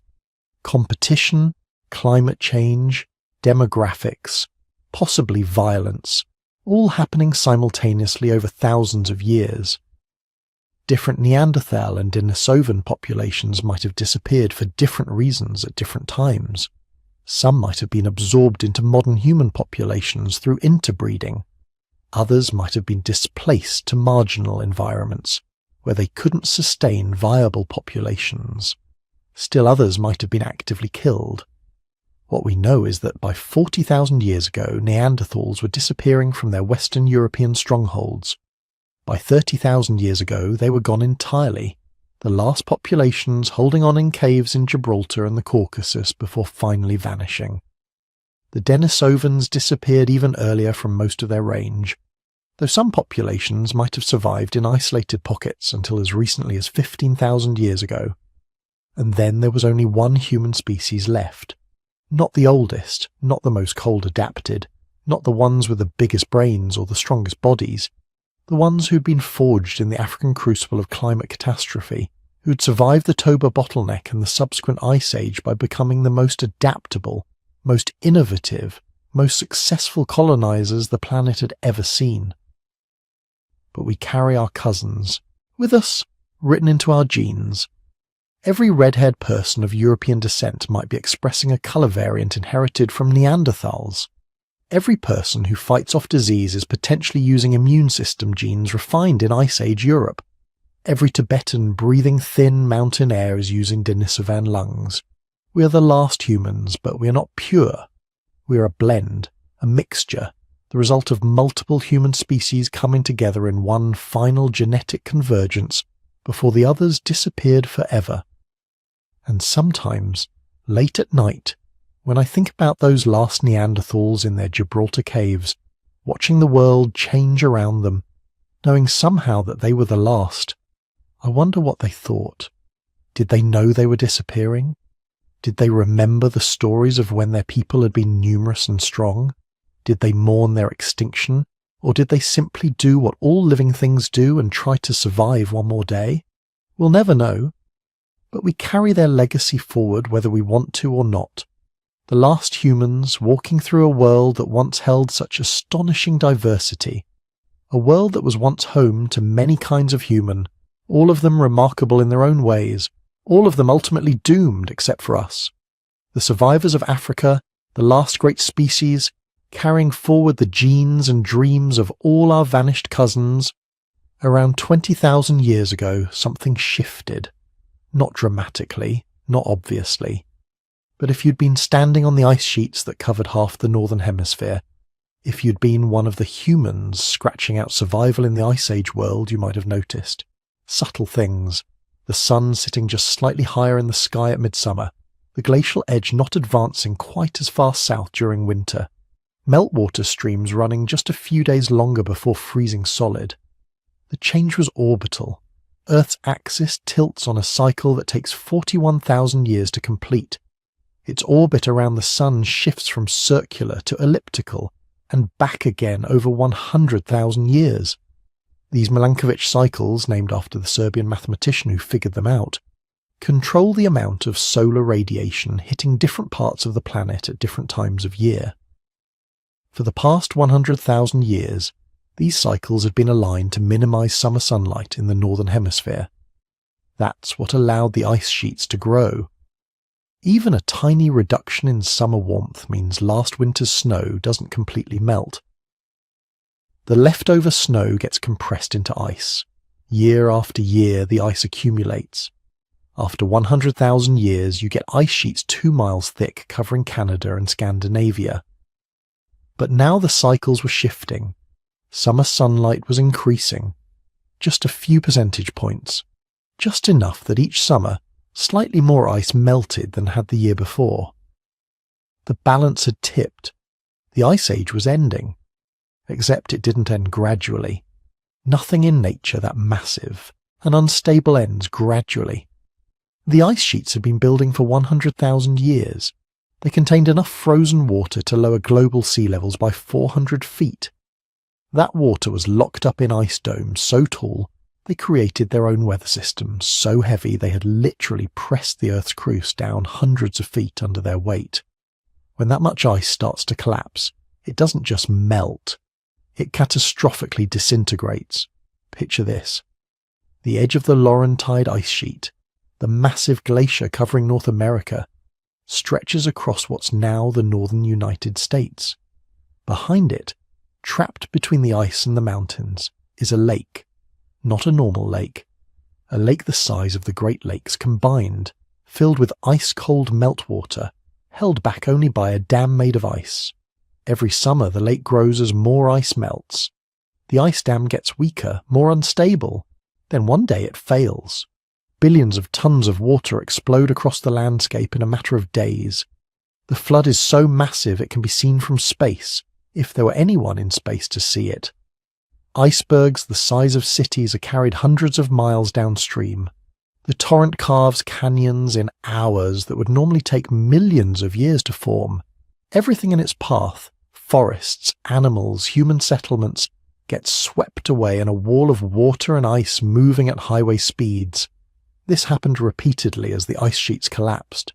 Geologists have found evidence of dozens of these superfloods, these glacial lake outbursts that reshaped entire regions in days or weeks. The channeled scablands of Washington state were carved by one such flood. The Baltic Sea basin was scoured by another. Every coastline on Earth was redrawn as billions of gallons of meltwater returned to the oceans, raising sea levels 400 feet over 10,000 years. For humans living through this, the world was literally transforming around them. Territories that had been ice-covered tundra for millennia were suddenly becoming grasslands, then forests. Animal populations were shifting, migrating north following the retreating ice. The megafauna that had dominated the Ice Age world, mammoths, mastodons, woolly rhinos, giant ground sloths, were finding their habitats vanishing beneath them. And humans, battle-hardened, climate-tested, evolutionarily refined humans, they followed the changing landscape north. They tracked the migrating herds. They explored newly ice-free valleys. They adapted their technologies and strategies to a world that was warming rapidly in geological terms but still achingly slowly in human ones. A person born into this transitional world might have seen slightly less ice at the end of their life than at the beginning, but they wouldn't have experienced it as dramatic change. It was their grandchildren's grandchildren who would notice the difference. The warming wasn't smooth. Climate during deglaciation was chaotic, unstable, prone to wild swings. The most dramatic swing came around 12,900 years ago, just when it seemed the Ice Age was finally ending for good. The Younger Dryas event, named after an Arctic flower that suddenly reappeared across Europe in sediment layers from this time. In less than a decade, maybe as quickly as a single year, temperatures plunged back to near Ice Age conditions. The warming trend that had been building for 8,000 years reversed almost overnight. Glaciers that had been retreating began advancing again. Forests that had been expanding died back. Animal populations crashed. And humans who had begun adapting to a warmer world suddenly found themselves fighting for survival again. The cause was probably catastrophic. Most scientists think a massive ice dam in North America failed, releasing so much fresh water into the North Atlantic that it disrupted the ocean circulation patterns that distribute heat around the globe. The Gulf Stream, which carries tropical warmth to northern Europe, either shut down or dramatically weakened. Northern Hemisphere temperatures dropped by 15 degrees Fahrenheit in some regions. Winter returned with a vengeance. For over 1,000 years, the Younger Dryas freeze lasted. Entire human generations were born, lived and died, knowing only stories from their grandparents about the brief warming that had seemed so promising. Some populations probably went extinct during this reversal, groups that had specialized too much for the warming conditions and couldn't adapt back to the cold. But others survived, drawing on the deep well of adaptability that had carried them through 100,000 years of Ice Age challenges. Archaeological sites from the Younger Dryas period show humans hunching down, becoming more mobile, diversifying their food sources. They couldn't rely on large game anymore because the herds were smaller and less predictable. So they started exploiting everything: small mammals, fish, birds, insects, wild plants. They developed new technologies for processing difficult foods, grinding stones for seeds, nets for fishing, specialized tools for hunting waterfowl. They were innovating fast, adapting to survive yet another climate catastrophe. And then, 11,700 years ago, it ended. Not gradually this time, but abruptly. Within a few decades, global temperatures shot up. The ice sheets resumed their collapse. Sea levels began rising again. But this time, something was different. The climate didn't just warm, it stabilized. Welcome to the Holocene, the geological epoch we're still living in. For the first time in 100,000 years, Earth's climate became remarkably stable.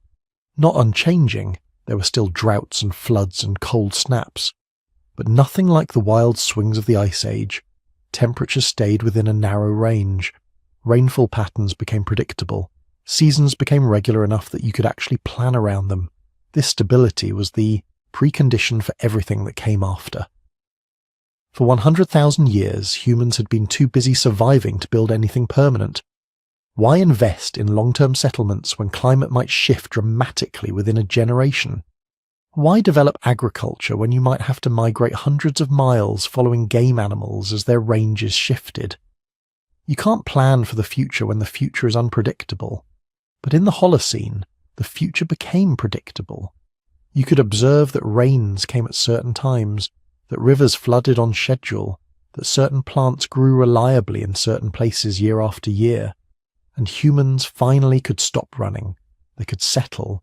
They could plant. They could build. The transition wasn't universal or instant. Some populations adopted agriculture within a few thousand years of the Holocene's beginning.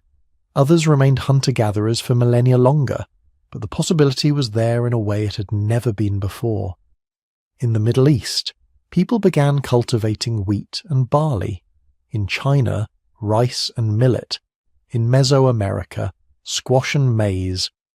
Different crops, different regions, but the same fundamental innovation. Humans taking control of their food supply, shaping the landscape to their needs rather than adapting to whatever nature provided. This required a complete psychological shift. For 300,000 years, humans had been migrants, following resources, moving with the seasons. Now they had to think in years, in generations. You plant seeds now that you harvest months later. You invest labor clearing fields that your children will benefit from. You store grain that might feed you through next winter. Agriculture required delayed gratification, long-term planning, faith in the future, and it required stable climate. Without the Holocene's predictability, none of it works. But there was a cost to this new stable world. As humans expanded into newly ice-free territories, as they developed new hunting technologies, as their populations exploded in the resource-rich Holocene environment, the megafauna began disappearing. Mammoths vanished from North America around 11,000 years ago. Giant ground sloths went extinct around the same time. In Australia, the giant marsupials disappeared. In Europe, the woolly rhinoceros and cave bears vanished. Were humans responsible? Partially, probably. We were efficient predators armed with increasingly sophisticated weapons, expanding into territories where animals had never encountered human hunters before. The naive megafauna, creatures that had survived multiple ice ages, couldn't adapt fast enough to this new threat. But the changing climate played a role too. The grasslands and tundra that supported these giant herbivores were transforming into forests. Their food sources were vanishing even as human pressure increased.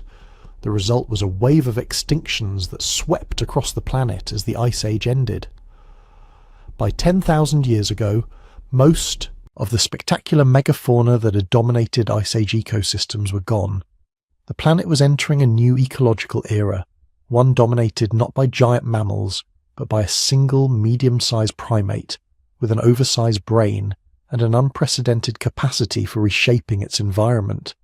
But here's what keeps me up at night thinking about this period: how close we came to missing it entirely. The Holocene stable climate was a lucky break, a brief window of predictability in Earth's normally chaotic climate history. If the genetic bottleneck 900,000 years earlier had been slightly more severe, if those 1,280 survivors had been reduced to 500 or 200, or if the right combination of disasters had struck and left no survivors at all, there would have been no humans around to take advantage of the Holocene stability. The ice would have melted anyway. The climate would have stabilized anyway. The megafauna would have gone extinct from climate change alone, but there would have been no agriculture, no cities, no writing, no civilization. Earth would have entered its current warm period as just another planet with interesting wildlife, nothing more. We made it by the narrowest possible margin. We survived because 1,280 individuals, scattered across Africa 900,000 years ago, were tough enough and smart enough and lucky enough to keep reproducing through 117,000 years of environmental hell. We made it because their descendants survived another 900,000 years of ice ages and volcanic winters and climate catastrophes. We made it because when the ice finally released its grip, when the climate finally stabilized, there were still humans around to notice the opportunity and seize it. Within 5,000 years of the Holocene's beginning, humans had spread to every continent except Antarctica. Within 10,000 years, they had domesticated dozens of plant and animal species. Within 12,000 years, they were building cities, inventing writing, creating civilizations that would eventually reach the stars, all because the ice finally melted, all because the climate finally stabilized, all because we survived long enough to see it happen. But the question remains, what happens when the stability ends? So here we are. You've just heard the story of how your ancestors survived the worst climate disaster in human history, how they endured the Toba eruption, fought through 117,000 years of near extinction, and eventually emerged to populate the entire planet. But what does it all mean? What can we learn from those desperate millennia when everything hung in the balance and somehow, impossibly, humanity survived? The first lesson is the most obvious, but also the most profound. We are tougher than we think. Your ancestors lived through conditions that would break most modern humans in days, years without seeing the sun, decades of failed harvests, generations where losing half your children to starvation was considered normal. They had no heated shelters, no stored food supplies, no government relief agencies to help when disaster struck. Just their intelligence, their tools, and each other, and they made it. Not easily, not without tremendous suffering and loss, but they survived. Every person alive today carries that survival capacity in their DNA. We are literally the descendants of the most resilient humans who ever lived, individuals who were tested under the harshest conditions imaginable and didn't break. When you feel like you can't handle whatever challenge you're facing, remember that your genes survived the Toba bottleneck. You're tougher than you know because toughness is what got you here. But the bottleneck also left us vulnerable in ways we're only beginning to understand. That dramatic reduction in genetic diversity, from perhaps 100,000 individuals down to 1,280, fundamentally changed human biology. Today, humans have significantly less genetic variation than most other large mammals. Chimpanzees, our closest living relatives, have more genetic diversity in a single troop than exists in all 8 billion humans alive today. This matters more than you might think. Low genetic diversity makes species vulnerable to diseases. With less variation, there's a higher chance that a single pathogen could exploit genetic weaknesses shared by many individuals.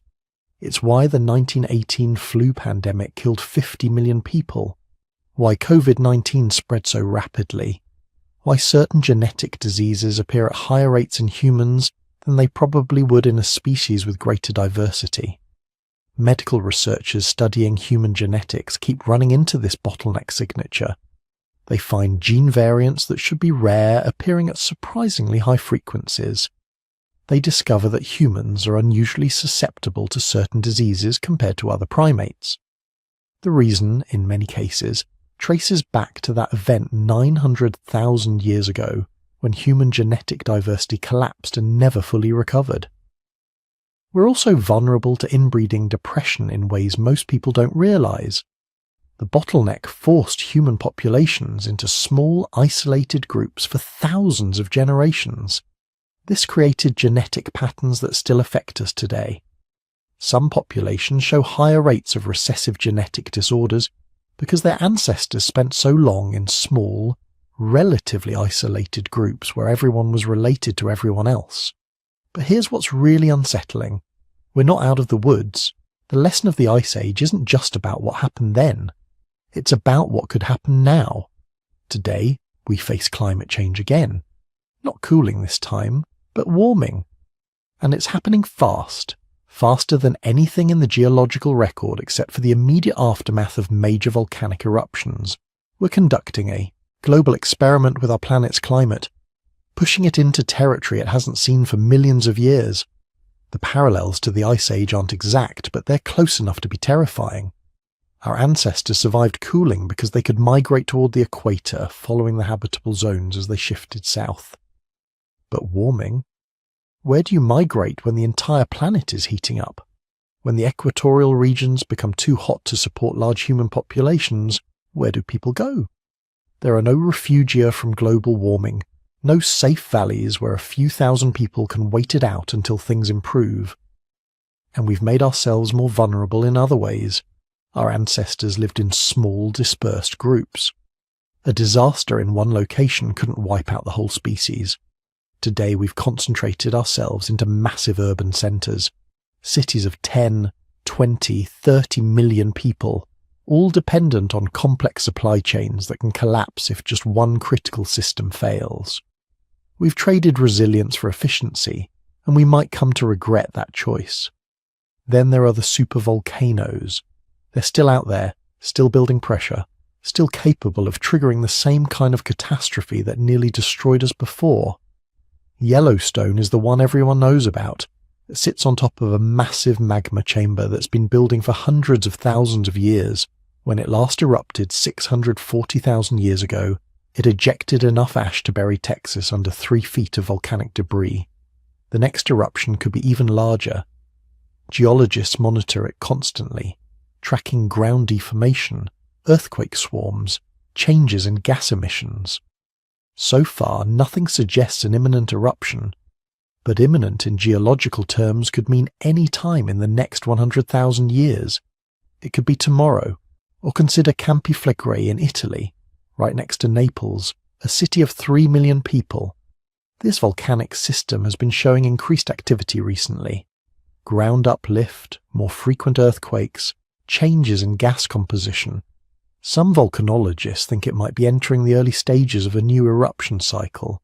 If it blows with anywhere near the intensity of past eruptions, it could devastate southern Europe and trigger a global cooling event. Or Taupo in New Zealand, which produced the most violent eruption of the last 70,000 years. Or the volcanic systems under Antarctica, which we barely understand but which might be capable of truly catastrophic eruptions. The list goes on. We've identified at least 20 volcanic systems worldwide that could theoretically produce Toba-scale eruptions. The question isn't if one will erupt, it's when and whether we'll be ready. And honestly, we probably won't be ready. We've built a civilization that's incredibly powerful but also incredibly fragile. We depend on global supply chains for food, fuel, and medicine. We've concentrated our populations in cities that would become uninhabitable in a volcanic winter. We've created technologies that require stable conditions to function. Hit us with a Toba-scale eruption, and modern civilization wouldn't necessarily collapse, but it would be stressed in ways we've never experienced before. But the Ice Age also teaches us something hopeful, something that might be the most important lesson of all. The thing that saved our ancestors wasn't physical strength or speed or any other biological advantage, it was cooperation. Think about what that means. During the bottleneck, every human alive was part of extended networks of mutual support. They shared food when times were good. They took care of each other's children. They passed knowledge between generations. They maintained trading relationships with groups they might only see once every few years. This wasn't altruism. It was survival strategy. Groups that cooperated had higher survival rates than those that didn't. Natural selection literally bred cooperation into our genes. We evolved to be the most cooperative large mammal on Earth. Our capacity for trust, for empathy, for working together towards shared goals, these aren't cultural artifacts that we can discard when they become inconvenient. They're core features of human biology, adaptations that were refined during those brutal millennia when cooperation was the difference between survival and extinction. This is why humans can organize into groups of thousands, millions, billions. Why we can create governments, institutions, systems of law and trade that span the globe. Why we can tackle problems that no individual could solve alone. We inherited the social tools that kept our ancestors alive when everything else failed, and we're going to need those tools again. The challenges we face today, climate change, pandemic disease, environmental degradation, nuclear proliferation, none of them can be solved by individuals acting alone. They require cooperation at scales our ancestors never imagined. But the capacity for that cooperation is already in us, written into our DNA by 117,000 years of intense natural selection. The philosophical implications of this are staggering when you really think about them.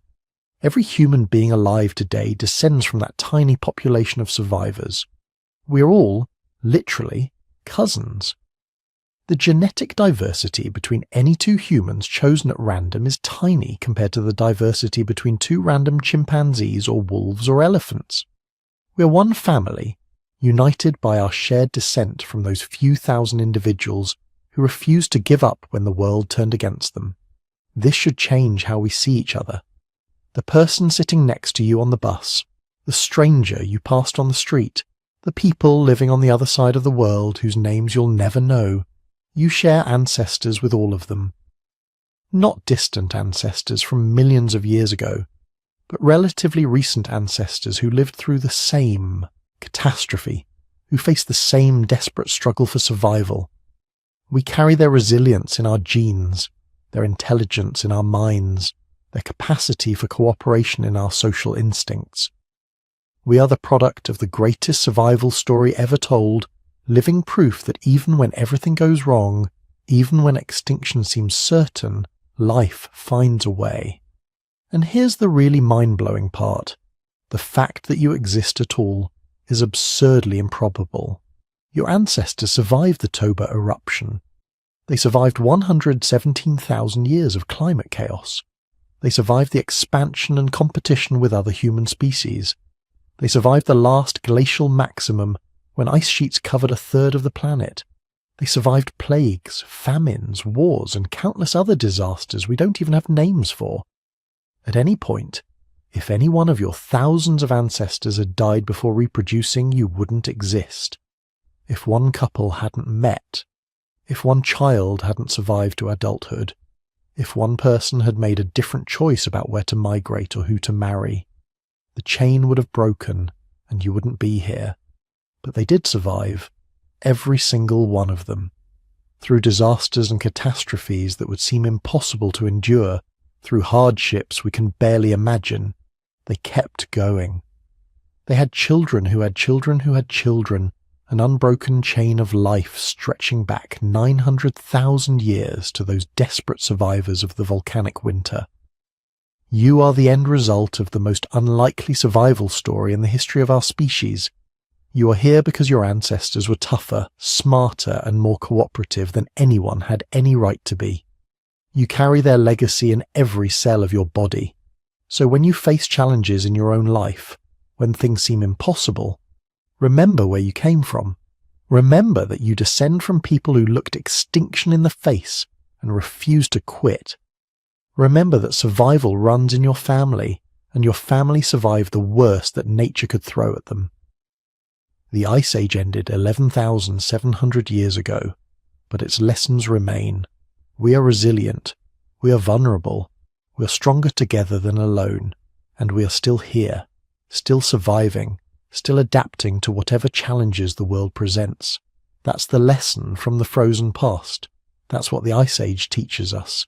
That's why this story matters, because you're not just listening to ancient history, you're hearing your own origin story, the story of how you came to exist against impossible odds, the story of humanity's greatest triumph over adversity. And the story isn't over yet, so here we are, the end of our journey through the deepest winter humanity ever faced. We started in a warm world 100,000 years ago, where early humans lived relatively comfortable lives. The climate was mild, resources were abundant. Our ancestors probably thought the good times would last forever. They always do, don't they? Until they don't. Then came Toba, the supervolcano that changed everything. In a single catastrophic eruption, it threw enough ash into the atmosphere to block out the sun for years. Temperatures plummeted, ecosystems collapsed, and humanity, which had been thriving across Africa and beyond, suddenly found itself fighting for survival against odds that seemed impossible. The genetic evidence doesn't lie. At some point during or after that volcanic winter, human population crashed to maybe 1,280 individuals. That's not 1,280 in one tribe or one region. That's 1,280 people total. The entire human species reduced to a number that could fit inside a modern high school gymnasium. For 117,000 years, they clung to existence. Small groups scattered across whatever refuges they could find, living through droughts that lasted generations, watching the ice sheets advance year after year, swallowing territories that had supported their ancestors, facing diseases, predators, and the constant grinding pressure of a world that seemed determined to erase them entirely. Some groups went extinct. Entire lineages that had survived for hundreds of thousands of years simply disappeared, their genetic legacy lost forever. But somewhere, somehow, enough groups survived. The metapopulation network held. When one community failed, another persevered. When disaster struck one valley, people in another valley kept going. And slowly, generation by generation, they adapted. They got smarter, more cooperative, better at solving problems and sharing knowledge. The bottleneck wasn't just killing them, it was forging them into something new, something tougher and more resilient than anything that had come before. Then around 13,000 years ago, the climate finally broke in their favour. The rains returned, the grasslands recovered, and those bottleneck survivors exploded across the landscape, carrying with them all the survival skills and genetic adaptations that had kept them alive when death seemed certain. Within a few thousand years, they'd split into three groups: modern humans, Neanderthals, and Denisovans. All three carried the genetic signature of the bottleneck, but each adapted to different environments, developed different strategies, created different cultures. For hundreds of thousands of years, they thrived alongside each other, sometimes competing, sometimes cooperating, occasionally interbreeding. Eventually modern humans would become the last human species standing. But that's a story for another time. Tonight we're focused on something more fundamental. The simple, miraculous fact that any of us are here at all. Think about it. Really think about it. Every single person alive today, all 8 billion of us, we're all descendants of those 1,280 survivors. Every human achievement, every work of art, every scientific discovery, every moment of love and connection throughout history, it all traces back to a few thousand people who refused to give up when the world turned against them. You carry their genes. Their chromosomal fusion is your chromosomal fusion. Their reduced genetic diversity is your reduced genetic diversity. And most importantly, their resilience, their adaptability, their capacity to endure unimaginable hardship and still find reasons to keep going, that's in you too. When everything in your life feels overwhelming, when the challenges seem insurmountable, remember this. Your ancestors survived 117,000 years of near extinction. They lived through volcanic winters and ice age glaciation. They raised children in conditions that would break most modern people. They maintained hope and cooperation and human connection when every rational calculation said they should just give up. And they made it. Against odds that no species should have beaten, they made it. Which means you can make it too. Whatever you're facing, it's probably not as hard as surviving the last great ice age winter. You've got this.